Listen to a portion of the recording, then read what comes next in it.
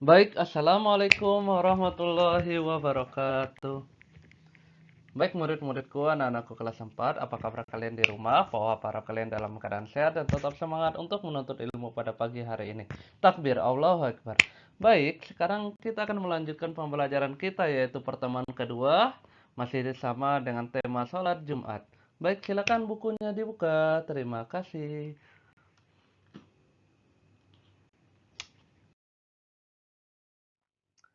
Baik, kita melanjutkan pembelajaran kita.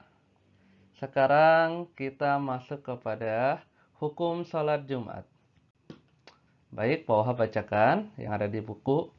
Sholat Jumat merupakan perintah Allah SWT yang diwajibkan kepada mereka yang telah memenuhi persyaratan. Nah, kemarin sudah ada syarat-syarat tuh orang harus melakukan sholat Jumat. Salah satunya harus orang Islam dan sudah balik dan berakal sehat. Hal ini berdasarkan firman Allah Subhanahu wa taala yang terdapat dalam Al-Qur'an surat Al-Jumu'ah ayat 9. Dalam hal ini salat Jumat hukumnya fardu ain. Artinya fardu ain artinya salat Jumat wajib bagi setiap laki-laki muslim. Jadi fardu ain itu artinya wajib bagi setiap laki-laki muslim yang sudah dalam usia balik. Usia balik di sini artinya dia sudah sampai umur, dan bukan hanya sampai umur saja, dia sudah mengetahui kewajibannya, yaitu kewajibannya salah satu adalah ibadah. Salah satu ibadah adalah sholat.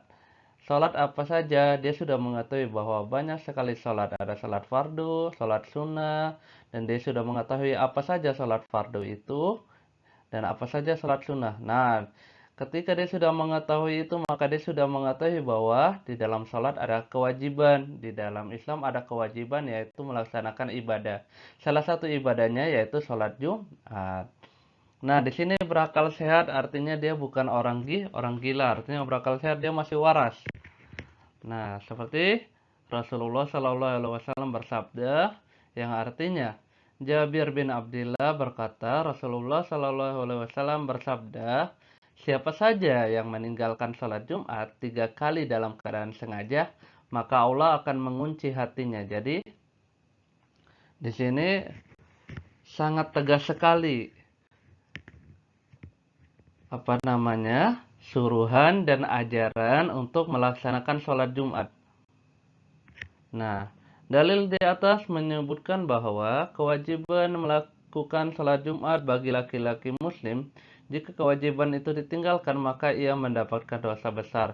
Jadi sholat Jumat kan hukumnya fardu ain. Fardu ain itu mendekati wajib lah. Artinya mendekati. Artinya ketika kita tidak melaksanakan sholat Jumat bagi laki-laki maka sudah tentu akan berdosa, dan di sini dosanya dikatakan dosa besar. Baik, kita next. Kita masuk kepada rukun sholat Jumat.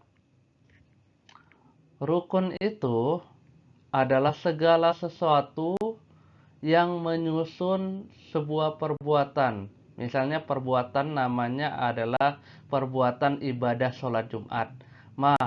Di dalam sholat Jumat itu harus ada kegiatan-kegiatan, harus ada yang menyusun dalam kegiatan itu sholat Jumat. Apa saja kegiatan-kegiatannya, apa saja rukun-rukunnya. Nah, rukun yang pertama adalah membaca puji-pujian kepada Allah SWT dengan membaca hamdalah. Biasanya kalau kita sholat Jumat ada khotib membacakan pujian-pujian kepada Allah SWT dengan membaca hamdalah. Biasanya ada kita dengar. Yang kedua, membaca salawat kepada Nabi Muhammad SAW. Yang ketiga, berwasiat, bernasihat tentang takwa. Biasanya khotib yang biasa di depan, penceramah yang biasa di depan, dia akan mengatakan bahwa ingatlah, bertakwalah kepada Allah. Nah, biasanya seperti itu. Yang selanjutnya membaca ayat Al-Quran pada salah satu dari kedua khutbah. Biasanya ketika sudah masuk khutbah kedua misalnya atau khutbah pertama, biasanya dibacakan ayat Al-Quran. Duduk sejenak di antara dua khutbah. Nah, ini biasanya ketika khutbah pertama udah selesai, biasanya duduk sejenak. Yang kedua, yang terakhir, berdoa untuk kaum muslim dan mukmin pada khutbah kedua. Biasanya ini adalah ketika berdoa ketika sebelum mau sholat Jumat.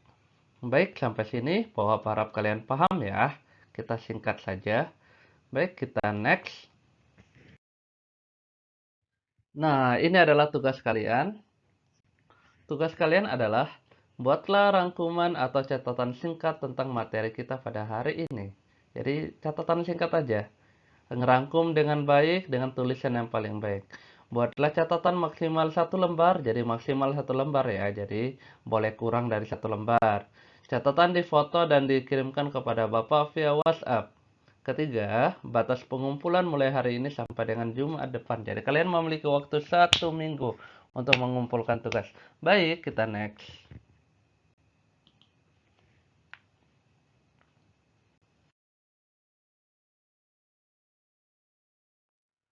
Baik, sekian dari Pohab. Pohab ucapkan terima kasih banyak dan Pohab doakan juga semoga apa yang kita pelajari hari ini bisa menjadi ilmu yang berkah dan ilmu yang bermanfaat. Amin ya rabbal alamin. Billahi taufiq wal hidayah. Assalamualaikum warahmatullahi wabarakatuh.